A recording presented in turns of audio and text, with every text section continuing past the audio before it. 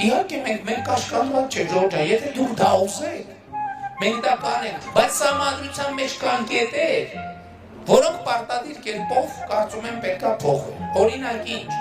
Օրինակ հիմա այսօր ասում է, որ ազգային ժողովի падգամավոր այդ ինչ-որ տեղ հասկանալի է։ Եվ նախարարը կարող են լինել միայն այն մարդիկ, ովքեր վերջին 4 տարում եղել են միայն Հայաստանի Հանրապետության քաղաքացի եւ մշտապես բնակվել են Հայաստանի Հանրապետությունում։ Հիմա ինչ խնդիր ունենք մենք այս ձևակերպման հետ։ Եթե падգամավորի դեպքում այս մոտեցումը համարում ենք արդարացված, գործադիր իշխանության պարագայում կարծում ենք, որ սա որոշակի սահմանափակումներ է դնում Սփյուռքի ներուժը Հայաստանի կառավարման համակարգում ներգրավելու համար։ Ես չգիտեմ, մենք պետք է մտածենք, որ նույնիսկ падգամավորի դեպքում կարելի է մտածել, այդպիսի բան արժի անել փոխել, թե չփոխել։ Սա մի կոնկրետ թեմա է, որ այո սահմանադրության մեջ մենք պետք է իմ կարծիքով անպայման վերանայենք։